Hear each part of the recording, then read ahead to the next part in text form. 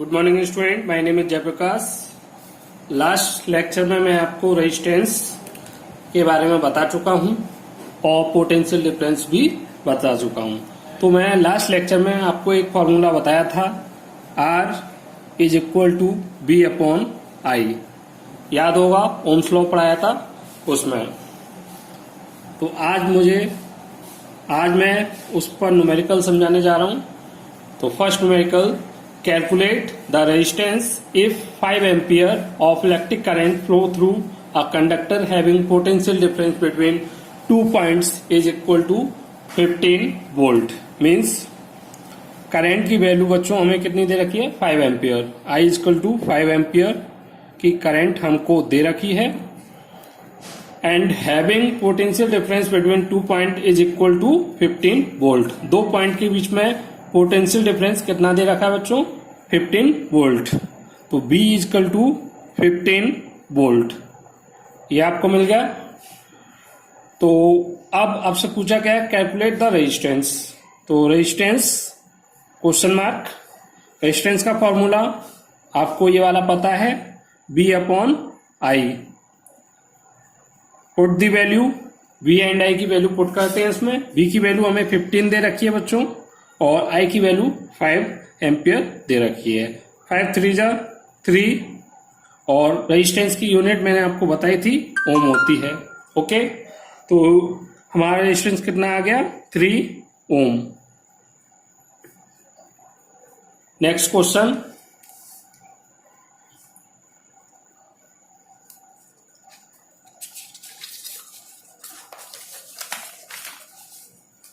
हाँ बच्चों, next question, if the resistance of an electric iron is 48 ohm and an electric current of 5 ampere. एक electric iron है बच्चों जिसका resistance कितना है, 48 ओम, और उसमें इलेक्ट्रिक करंट कितनी फ्लो हो रही है, 5 ampere is flowing through it.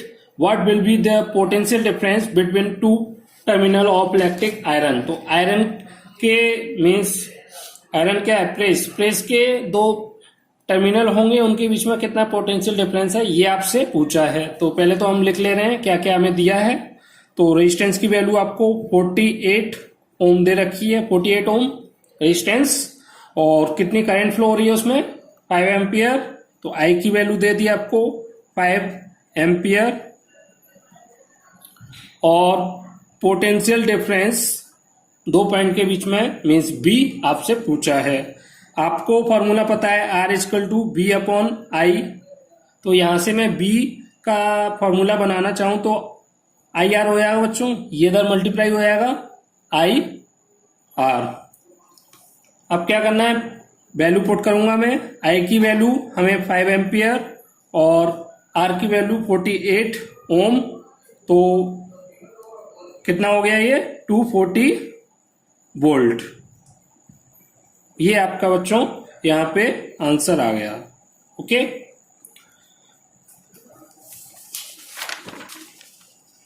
Next question, if the resistance between 2 terminals, 1 minute बच्चों,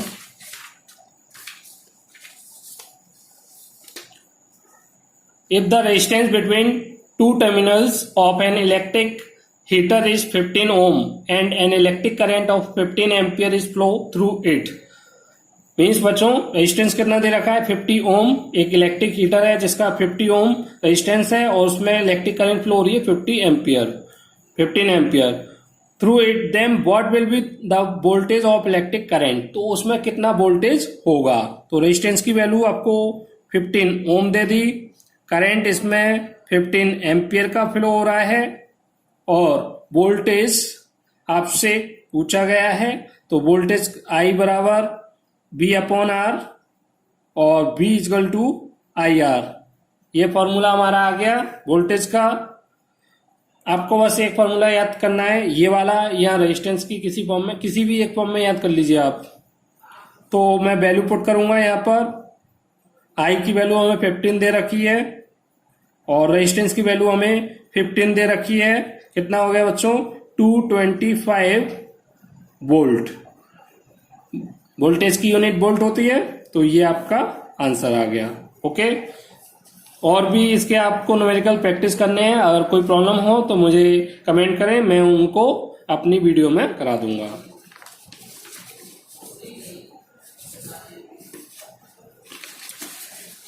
अब बच्चों, factor on which resistance of a conductor depends, क्या क्या वो फैक्टर हैं जिस पर रेजिस्टेंस की वैल्यू बच्चों डिपेंड करती है। तो रेजिस्टेंस की वैल्यू हमारी 3 से 4 चीजों पर डिपेंड करती है। 3 मैंने यहां पर लिख रखा है 3। First, resistance of a conductor depend upon this factor. First, conductor की लेंथ पर। दूसरा, कंडक्टर के क्रॉस सेक्शन पर। तीसरा, nature of material. Nature of material कैसे और क्या होता है। तो सबसे पहला point, resistance is directly proportional to resistance is directly proportional to length of conductor की लेंथ के प्रोपोर्शनल होता है रेजिस्टेंस। प्रोपोर्शनल साइन क्या इंडिकेट करता है बच्चों, अगर हमारी लेंथ इंक्रीज करेगी तो बच्चों रेजिस्टेंस ऑल्सो इंक्रीज, और इफ रेजिस्टेंस हमारा डिक्रीज कर रहा है, वो लेंथ हमारी डिक्रीज कर रही है, तो रेजिस्टेंस भी हमारा डिक्रीज करेगा। इसका मतलब ये है। इसी को मैंने यहां पर शब्दों में लिख दिया है। It's mean resistance is increase the length. Resistance increase होगा यदि लेंथ इंक्रीज होगी कंडक्टर की। मीन्स अगर हम छोटा वायर ले रहे हैं, जैसे बच्चों मैंने इतना बड़ा वायर लिया, तो इसका रेजिस्टेंस कम होगा या ज्यादा। अब मैं क्या करूं बच्चों, इसमें मैंने इतना वायर और ऐड कर दिया। अब मैंने इतना बड़ा वायर लिया, वही उसी का, तो लेंथ बढ़ गई। लेंथ बढ़ेगी बच्चों, तो अब इसका जो रेजिस्टेंस था उसका इतने वाले का इसका कम होगा, और इतने बड़े वायर का रेजिस्टेंस ज्यादा होगा। तो ये तो लेंथ से समझ गए आप कि लेंथ हमारी अगर कंडक्टर की इंक्रीज करेगी तो पक्का रेजिस्टेंस हमारा इंक्रीज करेगा, और लेंथ डिक्रीज करेगी तो रेजिस्टेंस भी डिक्रीज करेगा। दूसरा फैक्टर क्या है, रेजिस्टेंस इज इनडायरेक्टली। उसमें डायरेक्टली था, मींस जो हम लेंथ में चेंज कर रहे थे, जैसा और लेंथ को बढ़ा रहे हैं तो रेजिस्टेंस बढ़ रहा है, लेंथ को घटा रहे हैं तो रेजिस्टेंस घट रहा है। मींस जैसा हम इधर चेंज कर रहे हैं वैसा ही चेंज हमें इधर देखने को मिल रहा है, कम करने पर कम, ज्यादा करने पर ज्यादा। अब resistance is indirectly proportional to cross section area of conductor.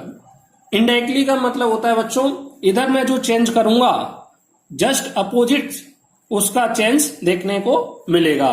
Means अगर मैं यहां पे क्रॉस सेक्शन एरिया कंडक्टर की क्रॉस सेक्शन एरिया को इंक्रीज करता हूं तो बच्चों मेरा रेजिस्टेंस कंडक्टर का डिक्रीज करेगा। इफ अदरवाइज मैं ये कहूं कि अगर मैं रेजिस्टेंस ऑफ ये cross section of area decrease कर रहा हूं तो बच्चों मेरा कंडक्टर का रेजिस्टेंस क्या करेगा, इंक्रीज करेगा। फिर से मैंने इसको लैंग्वेज में लिख दिया है, it's means resistance is increase if the cross section area is decrease, if the resistance is decrease if the cross section area is increase. Okay, तो ये यहां पर इनडायरेक्टली है, इनडायरेक्टली प्रोपोर्शनल लिख दे रहा हूं मैं जिससे आप समझ जाओ, और यहां पर ये डायरेक्टली प्रोपोर्शनल है।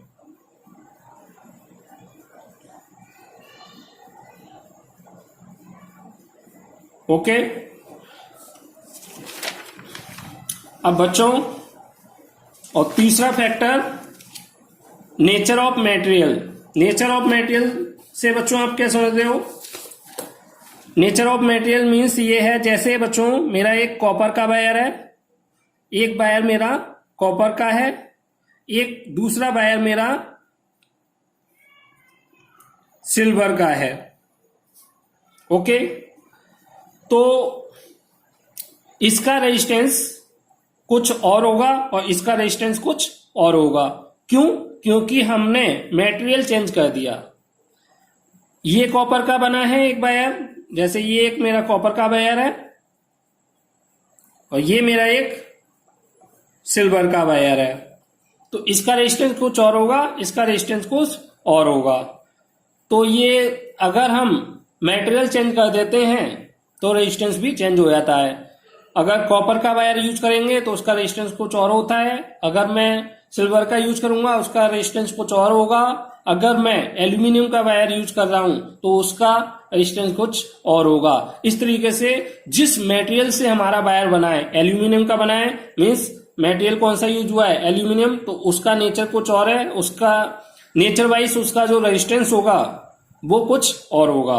कॉपर का कुछ और होगा, सिल्वर का कुछ और होगा, नाइक्रोम का वायर बना हुआ है तो उसका कुछ रेजिस्टेंस और होगा। इस तरीके से मटेरियल पर डिपेंड करता है। ओके, तो तीसरा पॉइंट आपको क्लियर हो गया। अब आगे, अब बच्चों resistance is directly proportional to length of cross section, length of conductor, और resistance is indirectly proportional to cross section area of conductor. ये आप पढ़ चुके हो, अभी मैंने बताया। अब मैं इन दोनों को रिलेट करूंगा एक साथ, मैं रिलेट कर रहा हूं तो मैं इसको क्या लिख सकता हूं, R is R directly proportional to L by A लिख सकता हूं। अब बच्चों जब प्रोपोर्शनल साइन को उठाते हैं तो कोई ना कोई एक कांस्टेंट आता है, तो क्या आ गया यहां पर, रो। इसको क्या पढ़ते हैं, रो। ओके, इसको रो बोलते हैं बच्चों। तो ये हमारा एक प्रोपोर्शनल कांस्टेंट है जिसका नाम क्या है बच्चों, इसको बोलते हैं resistivity of the material of the conductor. Conductor के मटेरियल की रेजिस्टिविटी, सिंपली हम कह सकते हैं रेजिस्टिविटी बोलते हैं इसको कंडक्टर की। अब बच्चों इस रेजिस्टिविटी, अब कुछ नोट पॉइंट इन्हीं से related. Resistivity is a characteristic property of the conductor. Characteristic property of conductor means हर एक कंडक्टर की रेजिस्टिविटी फिक्स होती है बच्चों। जैसे सिल्वर का अगर हम कंडक्टर लेते हैं, वायर लेते हैं, तो उसकी जो रेजिस्टिविटी होगी ये आएगी।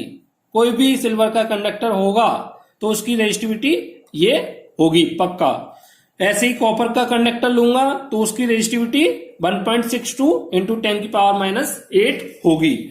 अब बच्चों हम रेजिस्टिविटी के व्याप पर, ये हमारे सिल्वर के वायर की रेजिस्टिविटी है, ये मेरे कॉपर के वायर की रेजिस्टिविटी है, तो इन दोनों वायर की जो रेजिस्टिविटी है उसके व्याप पर मैं बता सकता हूं कि इनमें कौन वेटर कंडक्टर है। बच्चों जिसकी रेजिस्टिविटी हमारी कम होगी वो हमारा वेटर कंडक्टर होगा। तो इनमें आप देख रहे हैं 1.60 into 10⁻⁸, 1.62 into 10⁻⁸, 10⁻⁸, 10⁻⁸ means power same है। अब वैल्यू वाइज चेक करते हैं, वैल्यू किसकी ज्यादा है बच्चों, इसकी, और इसकी कम है। तो जिसकी कम होती है बच्चों रेजिस्टिविटी, वो हमारा बेटर कंडक्टर होता है, इलेक्ट्रिसिटी ज्यादा अच्छी तरीके से कंडक्ट कराता है। तो सिल्वर हमारा बेटर कंडक्टर होता है, बेस्ट कंडक्टर माना जाता है। क्यों माना जाता है, क्योंकि उसकी रेजिस्टिविटी सब जितने भी मटेरियल हमारे पास अवेलेबल हैं उन सब में सबसे कम रेजिस्टिविटी जिस कंडक्टर की होती है, जिस कंडक्टर के मटेरियल की होती है वो क्या है, सिल्वर। अगर हमारा कंडक्टर सिल्वर के मटेरियल का बना हुआ है तो उसकी रेजिस्टिविटी हमारी सबसे कम होगी। इसीलिए सिल्वर के कंडक्टर को बेस्ट कंडक्टर माना जाता है इलेक्ट्रिसिटी फ्लो कराने के लिए, best conductor of electricity. Okay, second note point, metal and alloy have very low resistivity. अब बच्चों मेटल और अलॉय में हमारा करंट इजीली फ्लो हो जाता है। क्यों, क्योंकि उसकी रेजिस्टिविटी क्या है, लो। इसकी रेजिस्टिविटी लो है और किस ऑर्डर में होती है, 10⁻⁸ to 10⁻⁶ ohm metre, ohm into metre. ये ओम इंटू मीटर रेजिस्टिविटी की हमारी यूनिट होती है बच्चों, जो मैं अभी आगे बताऊंगा। तो आप यहां पर समझ चुके हैं, जितने भी मेटल और अलॉय की रेजिस्टिविटी कम है इस वजह से उसकी कंडक्टिविटी ज्यादा होगी, वेटर इजिली करंट हमारा इनमें फ्लो हो जाता है। और इंसुलेटर हमारे बैड कंडक्टर होते हैं इलेक्ट्रिसिटी के, इसीलिए इनकी रेजिस्टिविटी भी काफी हाई होती है। आप देख रहे हैं यहाँ पर 10 की पावर 12 इंटू 10 की पावर 17, ये पॉजिटिव पावर में, जबकि ये नेगेटिव में है, तो इसकी जो रेजिस्टिविटी है बहुत ज्यादा हाई है। ओके,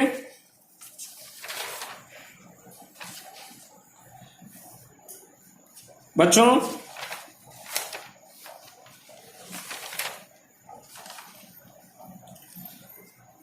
अब resistivity and resistance also depend on temperature.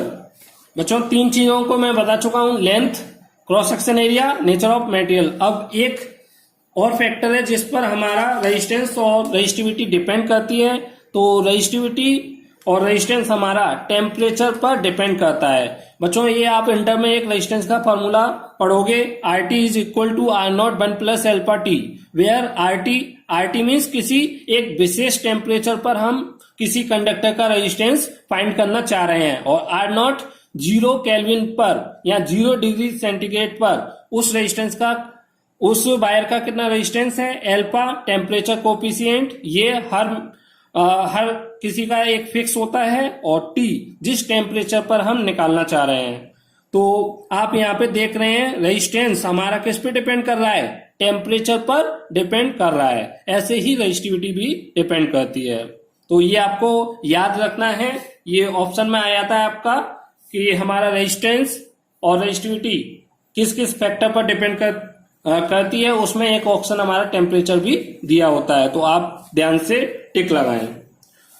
Note, alloy do not oxidise easily at high temperature. अब बच्चों अलॉय क्या होते हैं, अगर हम किसी मेटल में कोई दूसरी मेटल कुछ कम क्वांटिटी में ऐड कर देते हैं, या 2 मेटल को हम ऐड कर देते हैं, या 3 मेटल को ऐड कर देते हैं, तो वो उसको हम अलॉय बोलते हैं। तो ऐसे अलॉय हमारे जल्दी से ऑक्सीडाइज नहीं होते हैं। ऑक्सीडाइज मीन्स क्या है, बर्न नहीं होते। ऑक्सीडाइज मीन्स ऑक्सीजन से रिएक्ट नहीं करते। ऑक्सीजन से रिएक्ट नहीं होगा तो बच्चों वो चीज जलेगी नहीं, बर्न नहीं होगी, क्योंकि बर्न होने के लिए ऑक्सीजन का होना जरूरी होता है।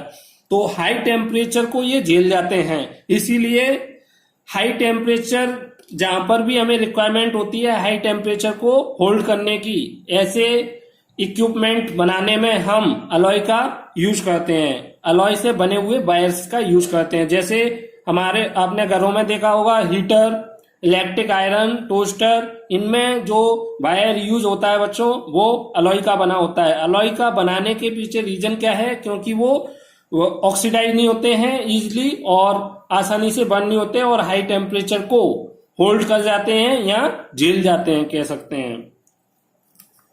ये अब आपको रेजिस्टेंस के 3 फॉर्मूले मिल चुके हैं। R equal to B upon I, ये आपको ओम्स लॉ से मिला, Ohm's law. Second R equal to rho L by A, ये रेजिस्टेंस किस किस फैक्टर पे डिपेंड करता है, इससे मिला।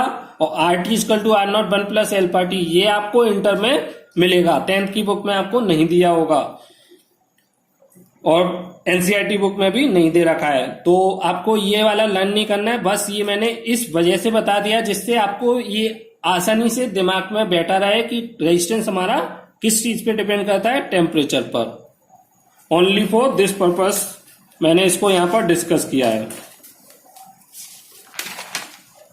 अब बच्चों डेफिनेशन ऑफ रेजिस्टिविटी। रेजिस्टिविटी मैंने आपको बता दिया कि वो मटेरियल पर डिपेंड करती है। अब होता क्या है रेजिस्टिविटी, कैसे आप डिफाइन करोगे, तो उसके लिए मैंने यहां पर ये दिखाया। R equal to rho L by A, resistance R equal to rho L by A. Rho को मैं लेफ्ट हैंड साइड में लेके आया हूं, क्योंकि जिस भी चीज को हमें निकालना होता है उसको हम लेफ्ट हैंड साइड में ले जाते हैं। Rho equal to R A by L. अगर मैं बच्चों क्रॉस सेक्शन ऐसा कोई कंडक्टर लूं जिसका cross section area 1 metre square हो और लेंथ 1 मीटर की हो, तो बच्चों मैं पुट करूंगा इसमें 1 एरिया के बराबर 1 और लेंथ के इक्वल 1 पुट करूंगा, तो रो इक्वल टू आर हो जाएगा। तो मैं यहां से डेफिनेशन बना सकता हूं कि रेजिस्टिविटी ऑफ अ मटेरियल, एक मटेरियल की जो रेजिस्टिविटी है, is the resistance of wire किसी मटेरियल की जो रेजिस्टिविटी है उस वायर के रेजिस्टेंस के बराबर होगी, ऐसे वायर के रेजिस्टेंस के बराबर होगी जिसका क्रॉस सेक्शन एरिया कितना हो 1 मीटर स्क्वायर और उसकी लेंथ 1 मीटर हो। वही चीज मैंने यहाँ पे लिख दी है। The resistivity of a material is the resistance of wire of that material of unit length and unit cross section area. तो रेजिस्टिविटी किसी मटेरियल के उस वायर के रेजिस्टेंस के बराबर होगी जिसकी लेंथ 1 यूनिट हो या यूनिट लेंथ हो और क्रॉस सेक्शन एरिया भी यूनिट हो, मींस 1 मीटर स्क्वायर के बराबर हो। अब यूनिट ऑफ रेजिस्टिविटी बच्चों ओम मीटर होती है, लेकिन ये आती कहां से आती है, तो उसके लिए मैंने यहाँ पे ये फॉर्मूला लिख रखा है, रो इक्वल टू RA/L। आर की आपको यूनिट पहले से पता है, पिछले वीडियो में मैंने आपको बताया था, ओम होती है। एरिया की यूनिट क्या होगी मीटर स्क्वायर और लेंथ की यूनिट मीटर। 1 मीटर से 1 मीटर कैंसिल हो गया, 1 m से 1 m, तो ओम इंटू मीटर। तो यहां से ये हमारी यूनिट आ जाती है इसकी। ओके बच्चों, ओम इंटू मीटर।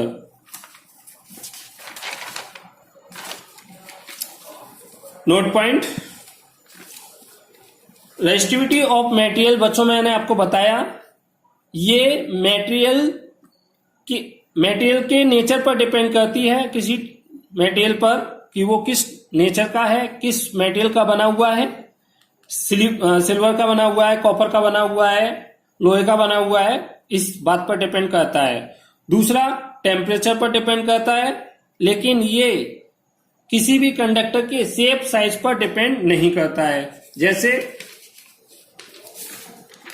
बच्चों मेरा ये एक कंडक्टर है और ये भी एक कंडक्टर है, आपको ये बड़ा कंडक्टर दिखाई दे रहा होगा, ये छोटा। अब मैं मान लेता हूं कि ये दोनों ही सिल्वर के बने हुए हैं, तो दोनों की रेजिस्टिविटी बच्चों सेम होगी। और मैं एक वायर ऐसा ले लेता हूं क्रॉस सेक्शन वाला, एक इस तरीके का ले लेता हूं, एक मेरा इस तरीके के शेप का वायर है। और ये सभी मान लो सिल्वर के बने हुए हैं, तो इन सभी की रेजिस्टिविटी सेम होगी। तो शेप पर भी डिपेंड नहीं करेगा और इसकी लेंथ पर भी डिपेंड नहीं करेगा, साइज पर डिपेंड नहीं करेगा। अब बच्चों न्यूमेरिकल इसके, what will be the resistivity of A metal wire of 2 meter length and 0.6 mm in diameter if the resistance of wire is 50 ohm। तो रेजिस्टिविटी आपसे पूछा गया है और इसमें लेंथ आपको 2 मीटर दे रखी है, डायामीटर 0.6 mm ये दे रखी है और रेजिस्टेंस 50 ओम।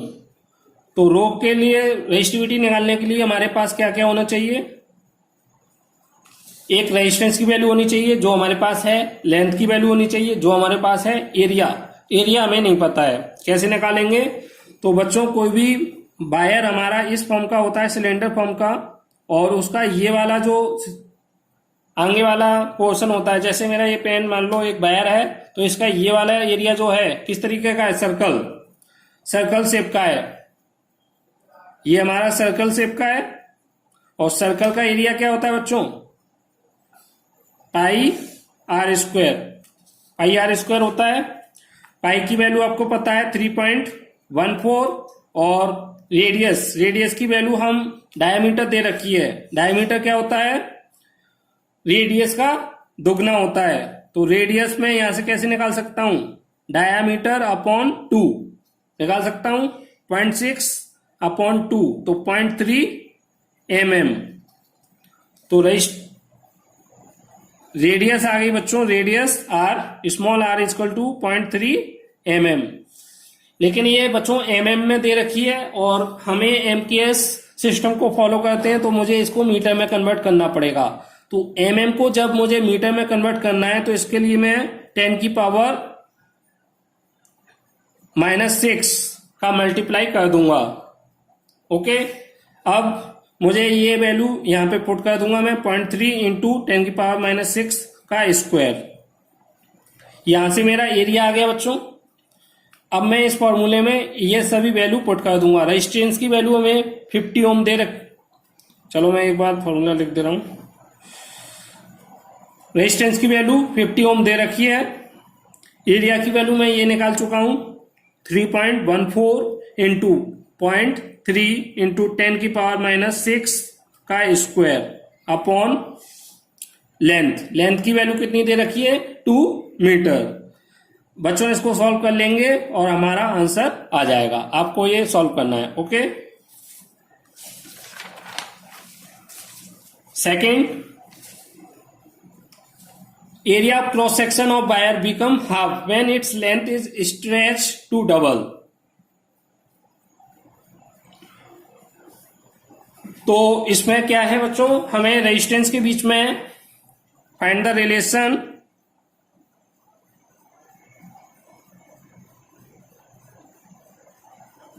बिटवीन रेजिस्टेंस के बीच में हमें रिलेशन फाइंड करना है बच्चों। तो क्या क्या दे रखा है, तो the area of cross section of wire become half, आधा हो जाता है एरिया। तो पहले कुछ ना कुछ रहा होगा, तो मैं मान लेता हूं पहले एरिया मेरा ए था केस 1 में, और ये केस सेकंड, और बाद में कितना हो जाता है हाफ। तो A2 A/2 एरिया हाफ हो जाता है। When its length is stretched to double, पहले लेंथ कुछ ना कुछ रही होगी, तो मैं पहले लेंथ L मान ले रहा हूं, अब वो कितनी होगी है डबल, तो L2L। रेजिस्टेंस स्टार्टिंग का मैं मान ले रहा हूं R है, और R2 हमें पता नहीं है, R2 को मैं R2 मान ले रहा हूं। अब मुझे R और R2 के बीच में रिलेशन, या मैं चलो R1 को R1 ही मान लेता हूं, तो R1 और R2 के बीच में हमें रिलेशन फाइंड करना है। तो R1 कैसे निकालेंगे बच्चों, दोनों केस का पहले अलग अलग निकाल लेते हैं, ρL/A। और बच्चों इसमें आपको ये नहीं बताया कि रेजिस्टिविटी कितनी है, और आपको ये भी नहीं बताया, और एक ही वायर है उसी को हम स्ट्रेच कर खींचकर लंबा कर रहे हैं, तो इस वजह से इसकी रेजिस्टिविटी सेम होगी। जब तक मटेरियल चेंज नहीं होता है बच्चों, तब तक रेजिस्टिविटी सेम रहती है। तो इसकी रेजिस्टिविटी ρ1 बराबर रो मानेंगे और ρ2 बराबर रो मानेंगे। ओके, रेजिस्टिविटी जब तक चेंज नहीं होगी जब तक हमारा मटेरियल चेंज नहीं हो जाता है। ओके, तो और R2 के लिए फॉर्मूला क्या हो जाएगा, ρ1 L1 A1 ρ2 L2 A2। बच्चों रो की वैल्यू रो, R1 की वैल्यू R1, L1 की वैल्यू हमारी L, और A1 की वैल्यू हमारी A हो गई। ये हो गया। ऐसे ही मैं यहां पर पुट करूंगा, ρ2 की वैल्यू हमारी रो, L2 की वैल्यू L, सॉरी बच्चों L2 की वैल्यू हमारी डबल, तो यहां पर 2L होगी, तो 2L। एरिया मेरा हो गया बच्चों हाफ, तो A/2 रो इंटू 2L, और A/2, ये 2 बच्चों ऊपर चला जाएगा, तो कितना हो जाएगा रो इंटू 4L/A। ये हमारा R2 हो गया, और R1 ये। तो मैं क्या करूं बच्चों, ये इक्वेशन 1 है और ये इक्वेशन मैं सेकंड मान ले रहा हूं। Equation 1 upon equation 2। इक्वेशन 1 में मैं इक्वेशन 2 का डिवाइड कर दे रहा हूं, तो राइट हैंड साइड का राइट हैंड में और लेफ्ट हैंड साइड का लेफ्ट हैंड में डिवाइड होगा। तो R1 अपॉन R2 हो गया, ρL/A, और यहां पर रो इंटू 4L/A। A से A कैंसिल, L से L कैंसिल, रो से रो कैंसिल, और ये 4 ऊपर चला जाएगा बच्चों। तो हमारा कितना हो जाएगा यहां पर,